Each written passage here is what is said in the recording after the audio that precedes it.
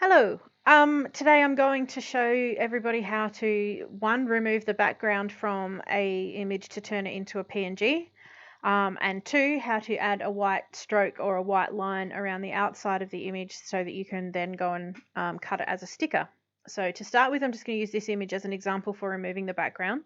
So once you've uploaded your image into Photoshop, you'll just grab the Magic Eraser tool. So come over to your left to where the erasers are, right click so that you get the whole menu up, and it's usually this very bottom one, Magic Eraser tool. So click that, and you're just going to click anywhere in this white background and it will remove it instantly. So obviously, because these bits are encased inside the rim of the glasses, they're not going to remove with the rest, so you just click in those bits separately, and that's removed it. So that's all you do to remove a background in order to turn it into a PNG. So we'll move on to the next one. So now going to turn this guy into a sticker by putting the white line around it. So it's as simple as uploading your PNG. So when you upload a PNG image, it usually will come with a transparent background, which means you don't have to remove the background. It will already have the transparency behind it. So it'll just be the image on a checkered background.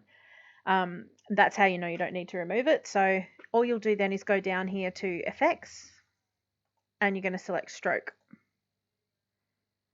It's done. It's that easy.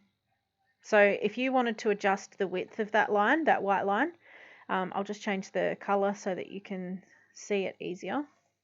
If you wanted to adjust the width of that, you would just go to Structure and Size here and just slide this little dude up and down to where you're happy with it. So I personally like it sort of about there. I think that's decent. That's on 13 pixels. So then I'm just going to put this back to white. Okay, so it's back on white.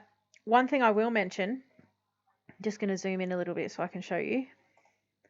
You'll see these bits here, especially this tiny little one. So you can leave it like that, that's fine, but you just have to be aware of the fact that Machine is going to cut those little pieces out, including this tiny little dot here. So on each and every one of those stickers, it will cut out this little dot and then it will move on to these bits. You can leave it like that, that's fine if you're happy with that. I personally, if it's too intricate and there's lots of these little bits, I'll just colour them in. So I just grab my graphics pencil and select brush, put it on a decent sort of hard round brush, and you'll need to adjust the size to where you think, so you can put it there. That should fill that in. That'll fill that in without touching anything, and so on. So that's a good size, and that's on 18. And then yeah, just color it in. Color in these bits with your pencil. Done. Simple as that. So now that sticker has a really good, decent structure behind it for peeling off the sheet is what I think more so. It's not so much about how it looks, it's the fact that if you have too many little pieces in here that aren't coloured in or that are open, and the machine's cutting all these holes all through it, it will be incredibly hard to peel off of the backing paper without ripping it. So that's just one little tip. You don't have to do that though. So that's quite a bold picture with nice big bold leaves on that succulent, that's fine. But then you can also do it with things like this, which are a lot more intricate and sort of further apart. So same deal. It's already got the transparent background, so that's fine.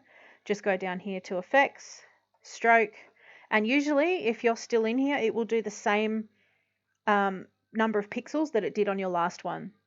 So you won't generally need to change that too much if you're happy with the consistency of it. So this is also a good example of all the little pieces. So this one, it's joined here at this piece. So if you were peeling this, at least this bit is joined there, but there's not much. So if it were to get stuck on any of these pieces around here while it's lifting off that piece, it is likely to tear this piece. So bigger pieces like this, not such a big deal. Just the smaller ones are what would bother me. But I am going to leave that one like that because it does look pretty. You would just need to be aware of those things when you're peeling it off the backing. Although that being said, there is one bit here that I think I would colour in still. So I would just put it back on brush, drop the size of it because the piece you're going to colour in is quite small. So drop the size of your brush, even more I reckon. Yep. And then I would just be colouring this piece in here. Just giving it some more structure. I might even dot that one in. you just need to give each bit something to hang on to, even that bit. So I think that's quite pretty now. And yeah, quite user friendly. I think you'd be able to peel that off the backing quite easily. But yeah, if you hadn't have selected this bit here and given that more to hang on to each other with, then I think there would have been a bit more strife with not ripping it when you pull it off the sheet. So yeah, that's all there is to it. And then you would simply just go File, Save As, and save it onto your computer as a PNG. So you can see it comes up as PNG down the bottom. Name it whatever you like. I've already saved it, so I'm not going to. And that's it. That's done. So both of these would be ready for uploading into your design space if you're using Cricut or whatever program you use with your cutting machine, and it's good to go. The machine will then cut around this white line.